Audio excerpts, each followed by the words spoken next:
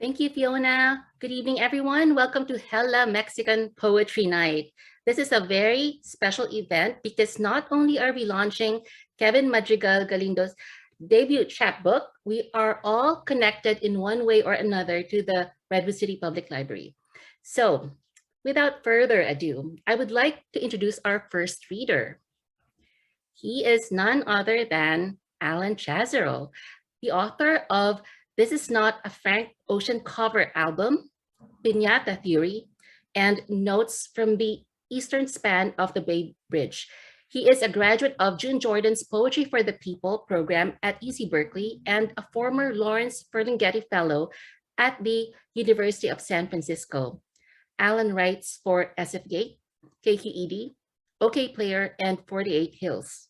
Find him on Twitter and IG as Alan_Chazaro. Welcome, Alan.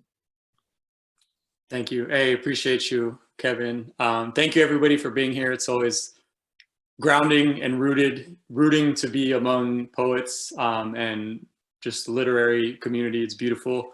I actually want to start before I read. I had the pleasure of meeting Kevin in Mexico, where both of our parents are from, and I sort of saw the evolution and origins of his book, and I had the honor of blurbing it. So I wrote a few words that are included in the book, and I just wanted to start our evening by honoring the poet and me sharing more eloquently in the written version than me just sort of verbalizing in the moment here. So I'm going to read this from the website, and I'm actually going to put this in the chat in case you haven't purchased his book yet. Support a real dude.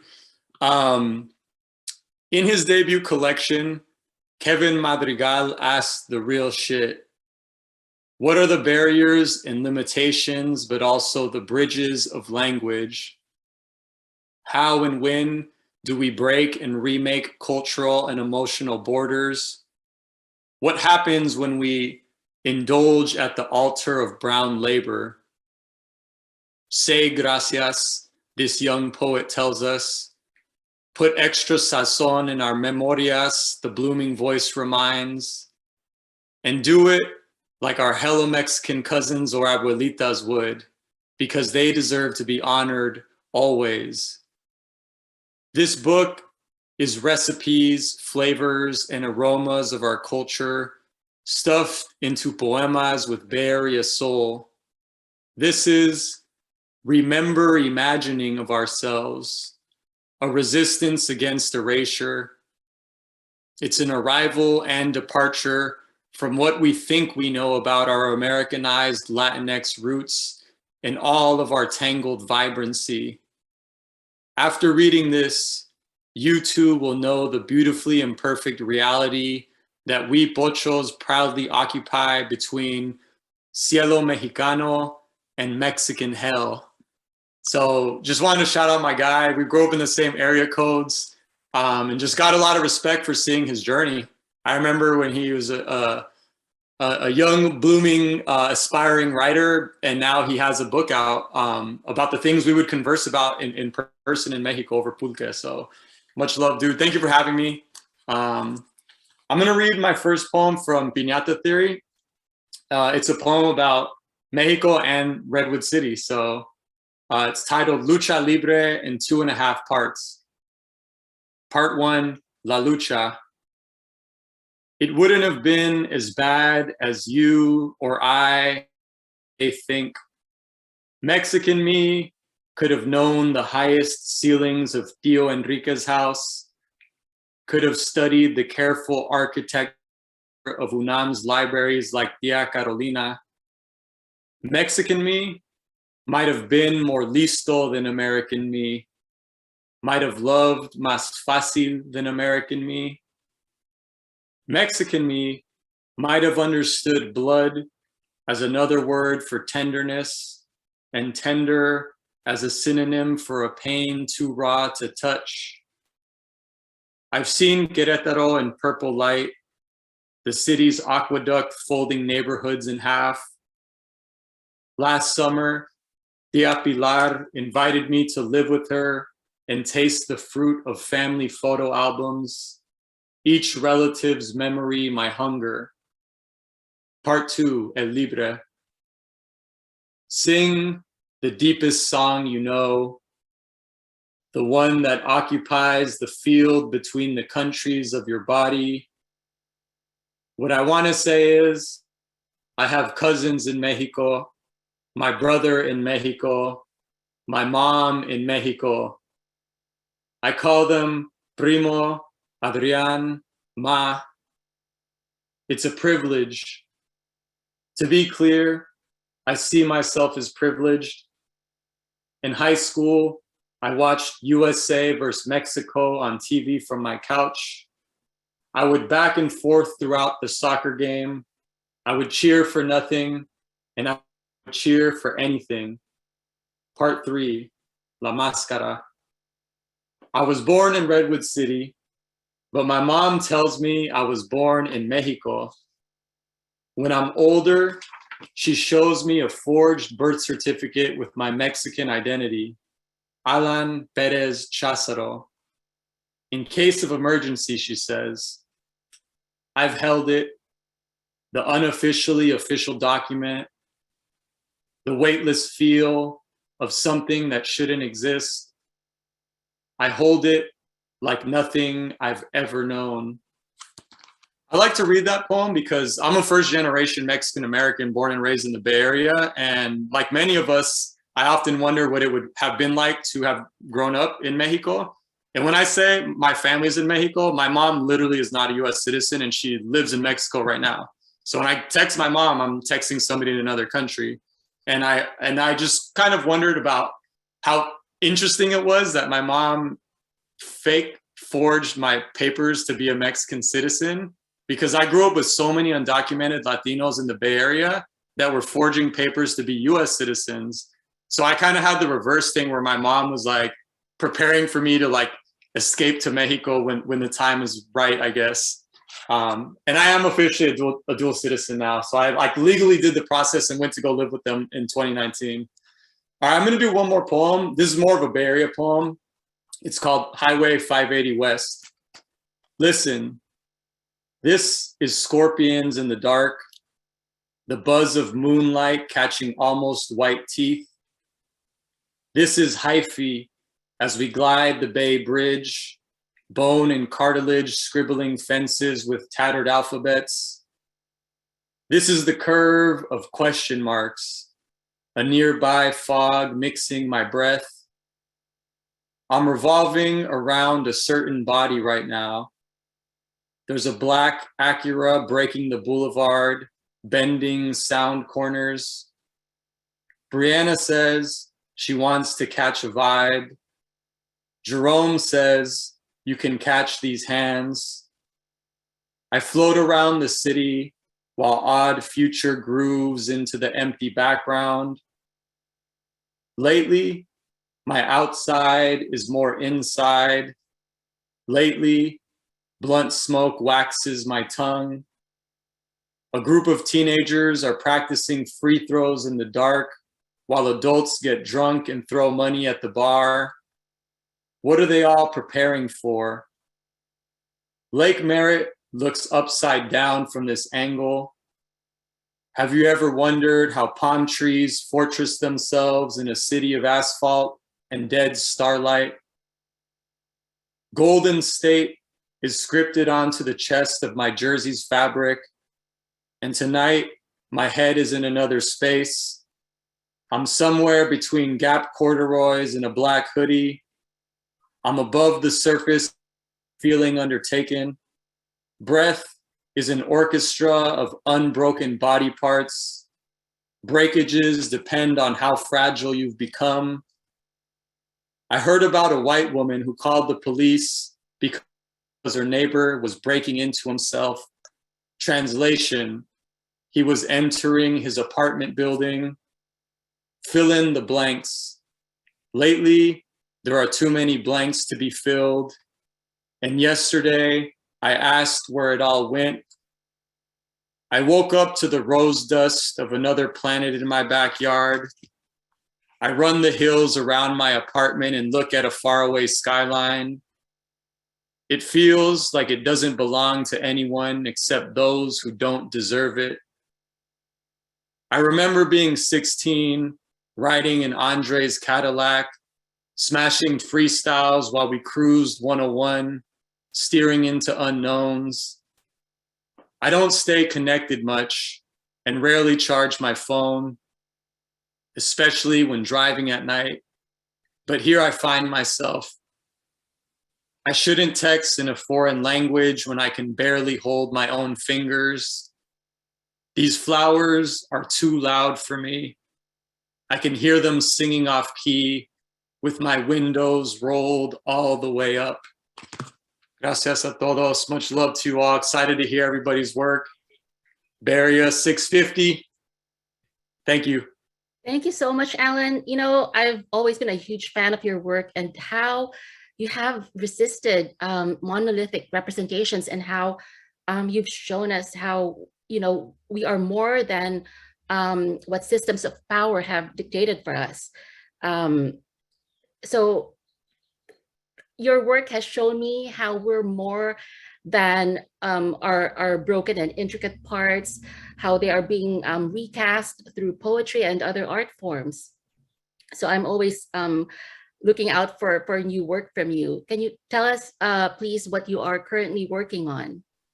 Yeah, no, it's funny you mentioned that. And same, it's a mutual respect in everything that you do for the community. I just published a story with KQED a few hours ago about my appreciation as a Mexican-American first-generation kid that grew up eating Hawaiian barbecue in Latino communities that are served by Latino Spanish-speaking people. So that's up on KQED. I often write about just the intersections of culture, food, art, music, hella things, basketball, right? So thank you for your support. I appreciate it. Thank you. I'm just really happy and honored to have connected with you a couple of years ago and to be a poet with you in these extraordinary times. Thank you, Alan. Our next reader is Hilary Cruz Mejia, a Latinx poet and activist from the coastal waters of Guatemala. Her work has appeared in Migosine, Portside Magazine, and in the Lesbians Are Miracles magazine. Hilary's transition to the US as a lesbian, immigrant, and first-generation college student has been presented in her poetry, where she hopes to encourage her readers to preserve the indigenous roots of the lands that were stolen. Follow her on Instagram at Hilary_Natasha. Welcome, Hilary.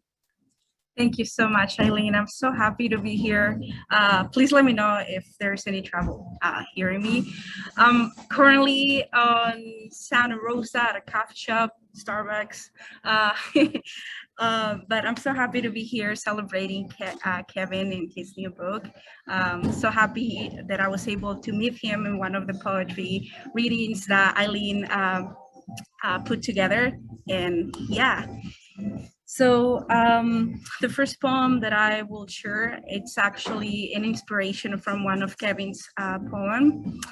His book, actually, I was not a big fan of mixing Spanish and English. I was born and raised in Guatemala, so I was used to just speak Spanish. So when I came here, I started to speak English, and I found myself in between two languages that are from colonizers, right?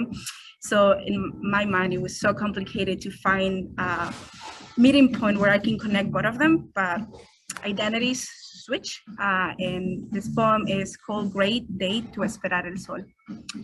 This world is becoming a poem that lies in an ordenador that guides the steps you gotta take. You no longer guide yourself. It's the world that does such act. Would you ever let the wind guide you? I wish I could lay in the grass, en un campo debajo de una ceiba con raíces complejas. La complejidad nos engaña, nos invita a sumergirnos en una idea contemporánea de lo que la guía de nuestras ancestras señala. Disculpa que este poema nos dé amor, regrésame mi disculpa, que este poema te incomode la realidad y la convierta en dualidad como nuestras diosas. Esta no es una queja, esta no es una idea tradicional de lo que escribir poesía es. Esta es mi mente, desahogándose y esperando que la luz regrese a mi cara desesperada que se convierte en jaguar. Pues dormir ya no tiene sentido si dormir significa ignorar el mundo en el que vivo. Find a sitio that you can call home and breathe me y dime, Will you ever learn how to grow plants like our ancestors learned to take care of our Mother Earth? Do you ever wonder how many times a day you smile at the flowers y los árboles? For an argument begins of, are we scared of finding a sitio in our lives that we won't be able to keep, a home that we will need to empty because it has been invaded? I did not know this existed. A notepad, PATH, writing, un camino que nos regale la semejanza de escuchar. Read me y dime who is guiding your path. Thank you. Yeah, it's really interesting how I ended up writing this poem. Again, I was reading Kevin's poem while I was taking a break from school, and the energy went down in campus, and so I had nothing else to do than just read, and I ended up writing after reading. This other poem is called Cap a Wheel. Cap means two, a wheel means aspects. So it is, if you can, it talks about two energies that get together. If you think of it as two spirit people of the Native American tribes. So if you think of it in the Aztec, it's the Ometlot. So this poem, it's that duality that I think I'm finding within myself. And it goes like this. We like so much to dream of faces that we don't remember, live in the innocent despair of someday return to our lands. We like to grow plants so much, let them grow on the walls so they are no longer pale, the walls, living in musical resistance of a collective that never gets tired. We love to undress our souls and let our ancestors clean our conscience. We love to decolonize our tongue, then take our black and brown hands because they do not need cleaning or cleansing. They are fine. We like to sleep holding hands, undress our souls when the spirit is the constructor from the non-binary idea of love. We love to put our hands on each other's shoulders, that the energy source becomes duality, a reality delivered to the cosmic paths of the Jaguar. We love to be us, the psychedelic potion that unearths the head of the underworld that snaps of our nature. Thank you. Thank you, everyone. Hilary, thank you so much. You know, I really admire how you tackle alienation and identity in your work, and how you honor ancestors. And I just love the themes of belonging, love, and loss in your work. Your metaphors are very vivid. So I just wanted to know what poems are you working on right now? What poems I am working on right now? I am currently, I'm finding myself. I thought I knew myself, but I apparently did not know myself very well. Like I was saying, Great Day to Esperar el Sol is my first poem that I write in English and in Spanish, where I try to find a meeting point where I don't need to translate everything. In order trying to find myself, because I've been within the question mark of, am I really a she? Because I'm not a he. So I've been questioning myself, the meeting point of being just in these two aspects, these two energies of my identity, of my gender to the world and to my own self. So I think I am really on this existential crisis ideas in, that are part of my identity that I need to break in. And I think that's what I'm exploring right now. Gracias a ti, Hilary. Always a pleasure to hear you read. Our next reader is Mejia McAllister, a Redwood City born and raised poet, writer, and environmental justice advocate, working at the intersection of art, activism, and public engagement. As public programs manager at the Museum of the African Diaspora, Mejia creates participatory spaces for creative expression and literary dialogue, Nia's writing has been featured on Poets of Color podcast and published in Radical, Meridians, and Painting the Streets, Oakland Uprising in the Time of Rebellion from Nomadic Press. Welcome, Nia. Thank you. Thank you so much. I'm so happy and excited to be here with this wonderful group of poets and to be representing the Peninsula 650. This is truly a homecoming, and so thank you for having me here. So I'm excited to share some poems. This first one is in dedication of my hometown, entitled 650. They name the streets after presidents around here, the dead and not so dead. They alphabetize them, rank them, make entrance exam of our sidewalks.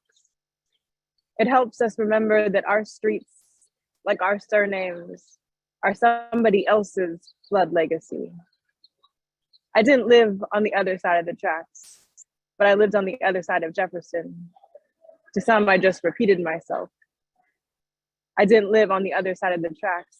I lived on the other side of Jefferson, a surveilled intersection, a crosswalk waiting to claim another school child. My mother gripped my hand tightly at every opportunity. She knew Clinton was too busy to ever see us coming. There was never any place to park on Adams Street, and our neighbor kept his 3 Jeeps, his boat, and his nephew's fleet in the red zone he painted for himself. My mother still writes chalk messages along the pavement telling them 2 cars can fit in the space in front of our house. She is proud of her curbside protest, a reminder that we're not going anywhere. In 4th grade, my friend and I used to post up in the backyard with a pair of binoculars, spying on the gangs in the apartment building behind us. Today, I visit my parents and poodles and puffer vests walk down our potholed alley. I seem to have misplaced my binoculars. They named the streets after dead presidents around here, installed flashing lights, painted a mural of brown children on the side of Whole Foods. Our block is now worth millions. I imagine my mother the first day I walked to school alone, anxiously perched on the top step of our porch, willing the cars to slow down. They only see you coming from the other side of the street. I still look both ways before I cross. Thank you. This next poem is entitled Consort of the Spirits, after Ntozake Shange. There are road maps in my great-great-grandmother's braids. She keeps seeds in there too, because where we are going, home must come with us. Tell me how your mother hides spices in the hem of her skirt, tucks hymns behind her ears and calls it packing for tomorrow. Do the women in your family hide rose water in their saliva, sage in between their thighs? Because how dare we sleep on strange land without blessing? There are black-eyed peas in my auntie's coin purse. She keeps moonlight in there too, because luck is far more precious than loose change. Tell me how your sister folds indigo leaves between her toes, smuggles cotton flowers under her arms, and promises that where we are going, there will be color.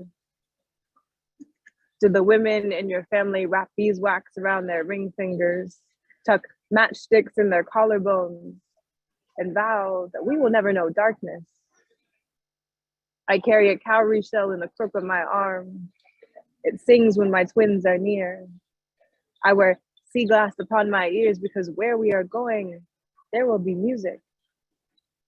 They call this survival, but we know better. Where there is a woman, there is magic. They call this survival, but we pack what we must because what we return to may no longer be ours. They call this survival, but this ritual of making to leave before knowing where we're headed is how we birth futures. They call this survival, but the body is a compass and we are each other's destination. And I'll do one more poem. This is one that I wrote in the midst of the pandemic. Fragments of thoughts put together. So it's entitled, When Bones Talk Out the Side of Their Neck. What I know to be true is I'm buried beneath a bougainvillea bush. My sibling is the very earth I lie in. Our first lifeline is now somebody else's food. It is 2:34 a.m. in the town that birthed these Pine Bluff bloodlines. It is 40 degrees Fahrenheit in that same town that ran our mothers out. Sundown in any other place would be beautiful. My memories sleep in two separate rooms. They argue about picket lines through the wall in my childhood closet. They ask, what came first, the mask or the martyr? The forgetting begins 2 steps before the dream wakes up. The virus arrives as a door knocker. I watch erosion from afar. I suppose it's common for oceans to make arches of the rock. I'm coming to tell you we have been here before. I'm coming to tell you one day you will be the oldest generation. I'm coming to tell you this poem is the last place they will look for you. I'm coming to tell you the revolution will come with water. I tell you, I am coming. Thank you. Gorgeous. Mia, how is this not a book yet? I'm working on it, I promise. It will come. Thank you so much, Mia. You know, I have so much respect for what you are doing, not just holding space for communities of color, but also you're building a movement. You mentioned to me that your first job, a volunteer job, was at the Redwood City Library. So I'm just curious to know how much of that experience informed what you are doing today as a community and environmental activist. That's great. Yeah, this is like such a homecoming because working at the library was one of my first jobs in high school. And so it feels really good to give back to spaces like that. I mean, libraries are always just an essential part of our society, so I will always champion them. And so for me, as someone who has always loved books and loves writing and reading, etc., those places are so sacred. And I want to also do that same work of cultivating community around literature through the work that I do, because I think creating those safe spaces where we are each other's resource, where we can find that safe haven in literature is super important. So anything I can do to keep amplifying that, I'll keep doing. So well said. Thank you so much, Mia. I hope you come back to Redwood City Library and then we'll do a proper homecoming for you. I would love that. Thank you. Last but not least, our final reader is none other than Kevin Madrigal Galindo. Aileen, can I interrupt you? Sure. So, for those of you that don't know in the room that are here, Aileen is the San Mateo County Poet Laureate. And so I feel like this wouldn't be a complete reading without Aileen reading a poem. So this is I didn't ask before, and I'm sorry to not give you any heads up. But could you please read us a poem? Sure. You know what? I think I'll read Martial Law Babies, because I was born and grew up during martial law in the Philippines. Martial Law Babies. Ask me what it means to be island bred. I will tell you how we used to travel for hours on a bus to feel sand beneath us, pinked with bodies of dead coral and mollusk, traces of saltwater oyster. How unfancy we were, making bubbles from pink hibiscus flowers. How the other best part of the day was sweetest pink shaved ice topped with milk powder. Monsooned and gorged, we always meant to give more than we took. But I don't speak for everyone. I am someday and halfway. Tell me how to return to you unyearned, on a bus, unfettered, pink lanterned. Thank you. Thank you, Kevin. I did not expect that. Anyway, to continue, our final reader is none other than Kevin Madrigal Galindo, a food justice advocate, reimagining health with ancestral Mexican cooking. He is a first-generation Chicano hijo de su chingada madre from South San Francisco by way of Zapopan, Jalisco. Kevin's work has been featured in The Boiler, Voz Alta, The San Franciscan, and Edible East Bay. His first chapbook, Hella Mexican, is out now with Nomadic Press. Kevin shines light on the comunidad whose work supports countless American lives. In his free time, you can find him feeling his feelings to highly curated R&B playlists. Take it away, Kevin. Woo! Thank you so much for the introduction, Aileen, and thank you for sharing your poetry. Yeah, I feel super honored to have gotten to know Aileen. I think amidst the pandemic, yeah, where I didn't realize we'd had a San Mateo County Poet Laureate before, and then I met Aileen, and then I was like, wow, every city, every county, every place in America should have a Poet Laureate, because I think it's super important to organize, to spread the message of poetry. It's a beautiful medium. It's a beautiful thing. Thank you all for being here. Like Aileen mentioned, I got this little book that came out, and I'll just start by reading a poem from this book. So this is Abuelita Lupe, the Patriot. For her to become a US citizen, the government asked my Mexico-born abuelita, who is the current president? All the way to the office, my tia Stella repeated, trompa, trompa, trompa, mamá, el presidente es trompa. Over 91 years of her life, 15 different white men stood president for the US. So when the government asked my abuelita Lupe, who is the current president, she confidently said, El Ronald Reagan.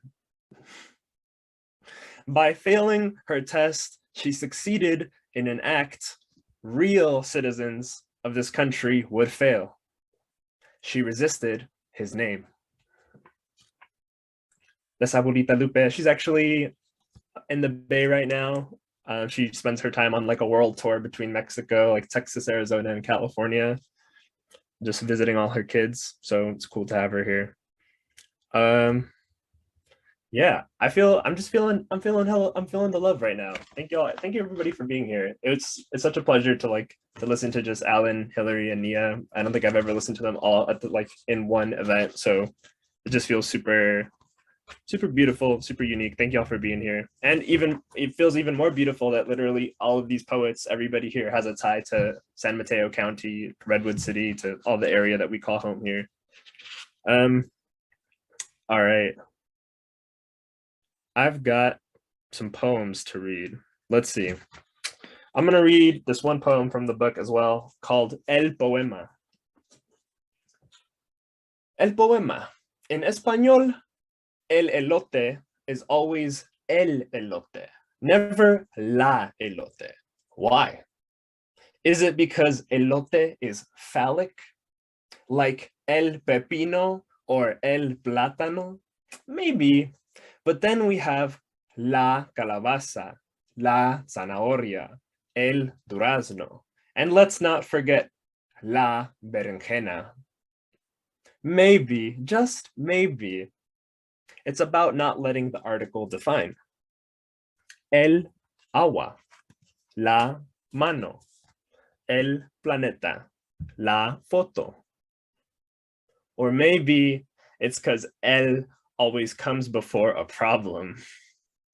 El clima, el trauma, el sistema, el fantasma, el idioma, el problema.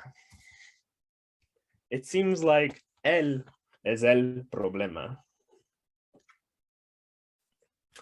Thank y'all, thank y'all. All right.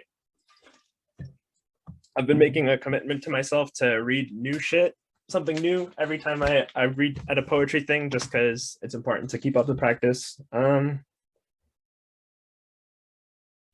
Yeah, I'm gonna read this one because I just wrote it this week.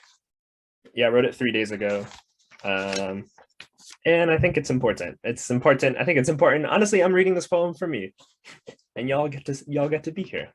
Cool. This is called A Poem for When You Fuck Up. Damn. It fucking sucks, doesn't it? Remember that. And remember this. You are human. You will make mistakes. You are human. You will learn from your mistakes. You are human. You will make the same mistakes again.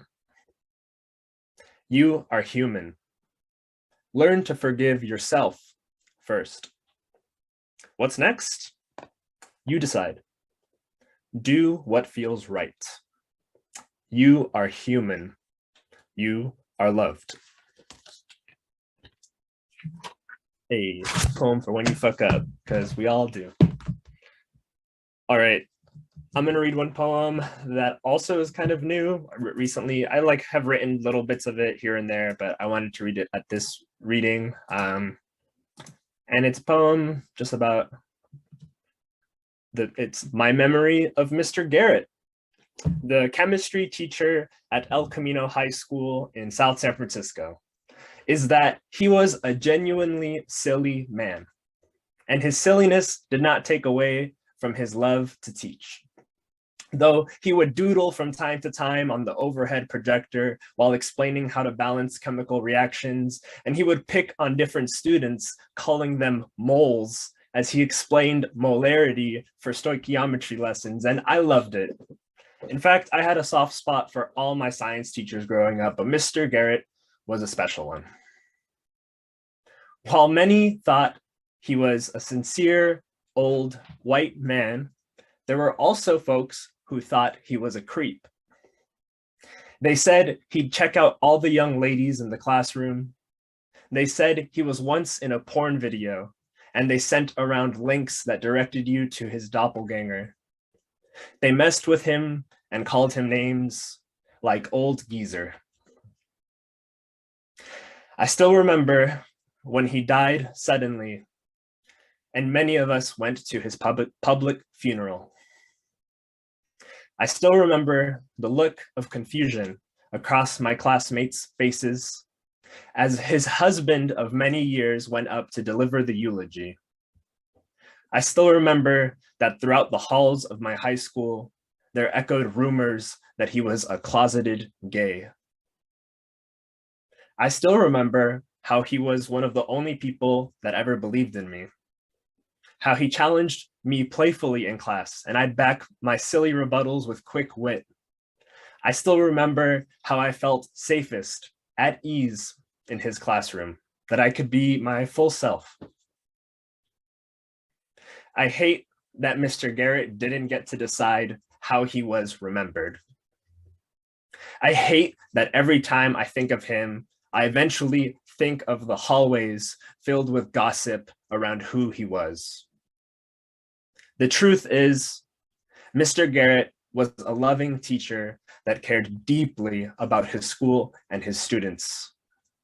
And I look forward to the day where the memories of us are no longer minimized by our sexuality.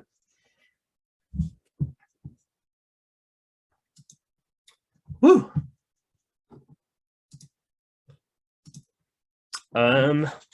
Yeah, that was for Mr. Garrett. He was a fucking great teacher. El Camino High School. He was there for hella long, and he was there for like 30 plus years. And you know, I think who are our heroes if not first and foremost our public school teachers, you know? Let's see. I think I'm gonna read either like one or two more pieces. I feel like, yeah. You know, it's a Thursday night. It's early. People have things to do. It's a school night still. And so I'm gonna read.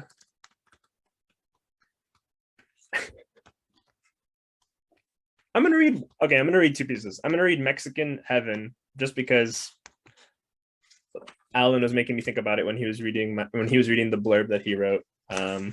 So I have two pieces in the book. One of them is called Mexican Heaven, and then the next one is called Mexican Hell. And so I'll read Mexican Heaven, and then if you want to learn about Mexican Hell, you can borrow a copy from Redwood City Library when they get it. Hey, what? Look at that plug. So this is Mexican Heaven after Jose Olivares. In Mexican Heaven, tacos are still only 2 for $1. Inflation doesn't exist unless you're talking about a fresh handmade tortilla that balloons, una infladita, that every abuelita here knows to make. Mexican Heaven is equal parts rancho, taqueria, panaderia, and basketball courts that double as soccer courts. Everyone in Mexican Heaven wears ear protection because abuelita and tia Quecha, la que echa fuego, shout more than ever. We drink caguamas filled with holy water distilled to 12% alcohol to stay alegre. Because let's be real, we know the sangre de Jesucristo wasn't red wine. No one drinks that in Mexican Heaven. It's fucking hot in Mexican Heaven, so aguas frescas and paletas bring maximum relief. The heat made La Virgen de Guadalupe drop the cloak. She wears a light floral blusa and a fresh bobby cut. The most beautiful person anyone has ever seen, but not a single soul dare holla at her. The day I got to Mexican Heaven, I was so excited. I walked up to La Virgen and said, "Eres tan bella that I am glad to have died just to see you." She looks at me with one filled-in brow arched up and decides to make an example of me. For my unsolicited statement, I am banished to Mexican hell.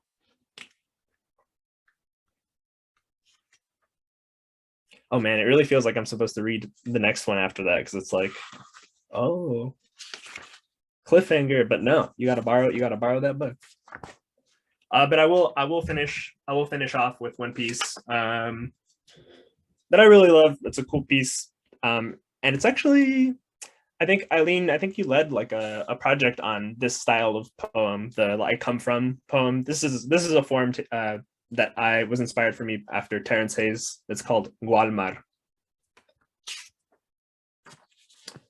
I come from a long line of code switching enunciations, Gualmar, Costco, Stanford, and Pizza Hut, all in my neighborhood. And matter of fact, all of my gente work there.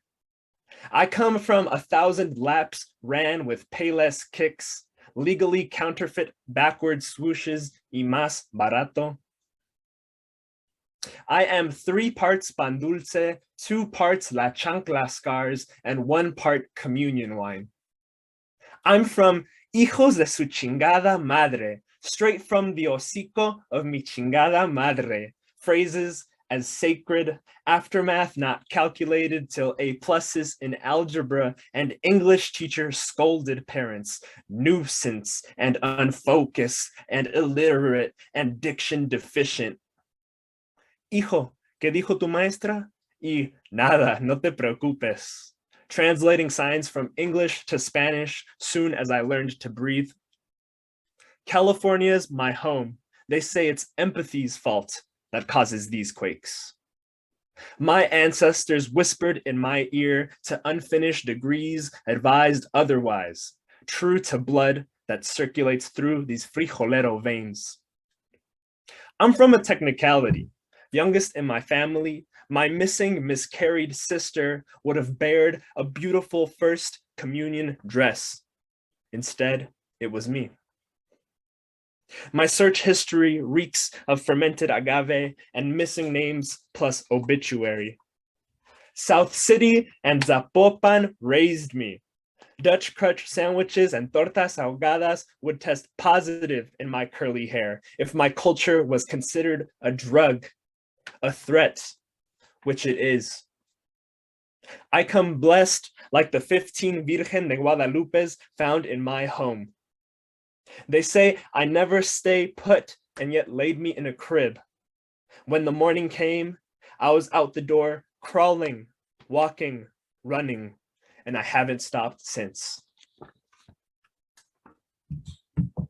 Woo! Thank you all. Thank you all for being here. Thank you so much, Kevin.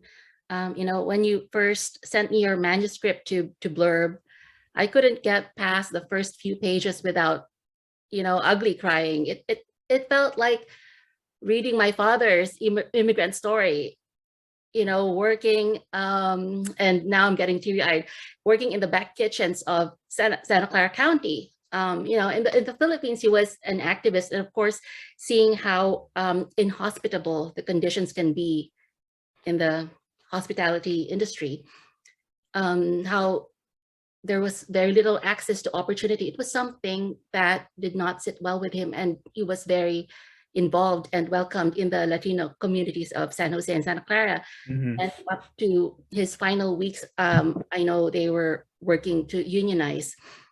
And I felt that your book honored the journeys of people like my father, who were figures on the margins, and how identity is truly borderless.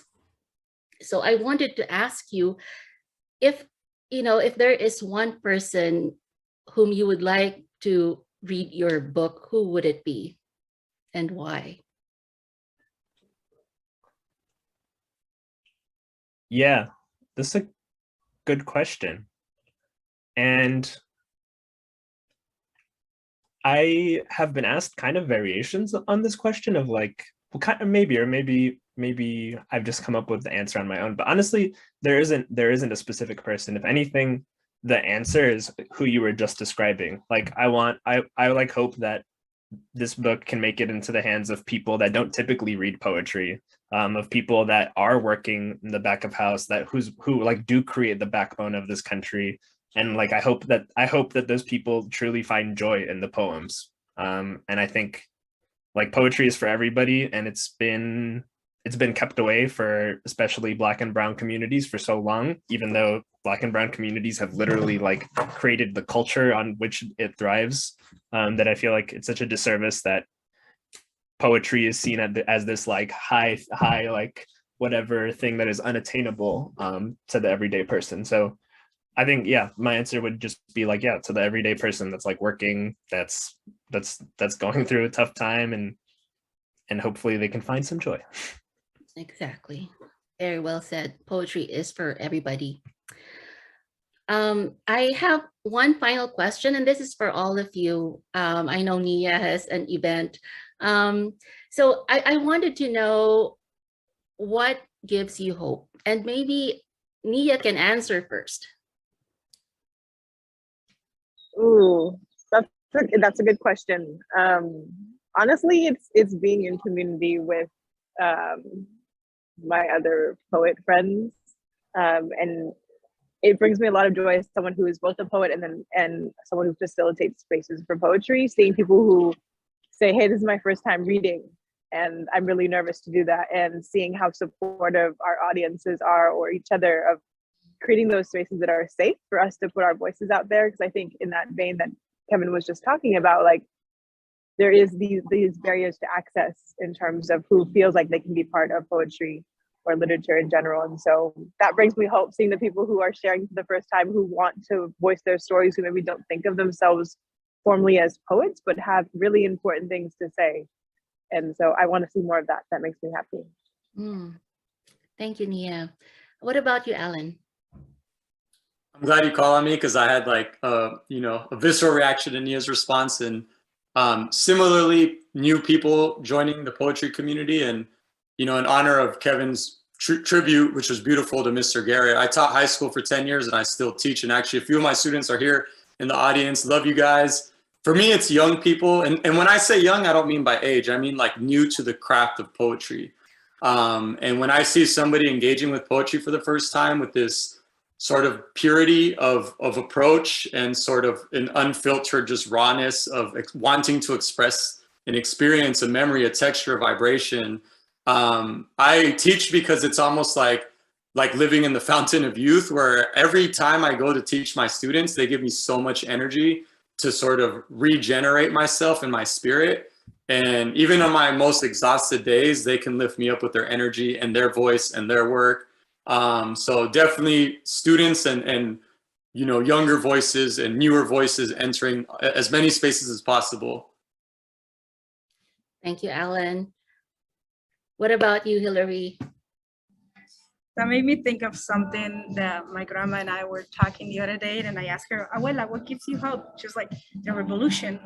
The revolution gives me hope. And it was so funny, but it was so good to hear from her. But I will echo the community. I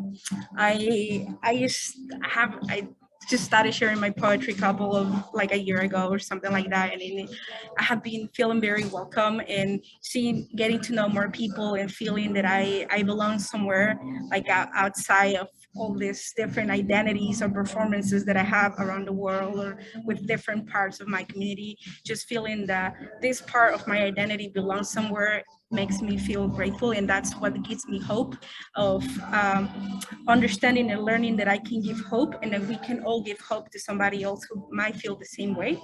I think nature too. I just came back from the woods, and nature just changed something. So I'll say that. Thank you, Hilary. What about you, Kevin?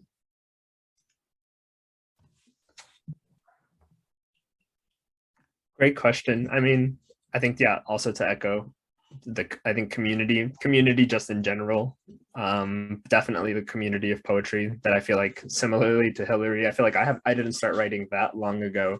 And ever since day one, I felt very, very welcome. And like, this was a place for me, and that this was something that like I needed to do. I think any thoughts that I had that like this didn't belong to me were definitely just internal. So that was fun to figure that out. But I think, to be completely honest, I think the things that have been giving me hope most recently have just been reading and learning more about the history of the people who have been really fighting for like people's rights from the earliest days of, at least like in America. I was listening to a lecture on making the unconscious conscious from Kwame Ture, formerly known as, or Stokely Carmichael. It was just cool. I mean, I think those people, I think him, you know, like Malcolm X, Martin Luther King, all of these radicals that we associate with the past were poets, you know, like they knew how to communicate. And I think that's why poetry is super important, because it's not just a way to express ourselves, but it's a way to literally fight for our rights and fight for our lives. So that's what brings me hope. I think just like learning more, reading more about the rich culture that like all this art and sharing words like this comes from. Truth. Thank you, Kevin. You know, you all give me hope. When I listen to your words, when I read your poetry, whenever I hear the word equity, I think of all of you. This is what it should be like. And thank you for creating spaces so that everyone can have a voice. You've created a space where everyone is welcome, where everyone is given humanity. Thank you so much to all of you. And what a powerful way to end the evening. Thank you so much for all your words and your works. And friends, thank you for being here. If you enjoyed our event, I hope you will support our poets by getting their books. Hella Mexican by Kevin Madrigal Galindo, and Alan Chazaro's books, especially the most recent one, Notes from the Eastern Span of the Bay Bridge. Please watch out for Hilary Cruz Mejia's forthcoming poems and Mia McAllister's forthcoming anthology from Nomadic Press. Thank you all for joining us. Cuidate. Fiona, last words. I don't really have anything to add, but just thank you so much, wonderful poets. I also feel, I'm reading in the chat, you know, this has been really rejuvenating to hear your words, and thank you so much for being with us this evening. And also, again, if you're in Redwood City or San Mateo County, come out on April 6th to the library. You can meet Kevin, you can meet Aileen.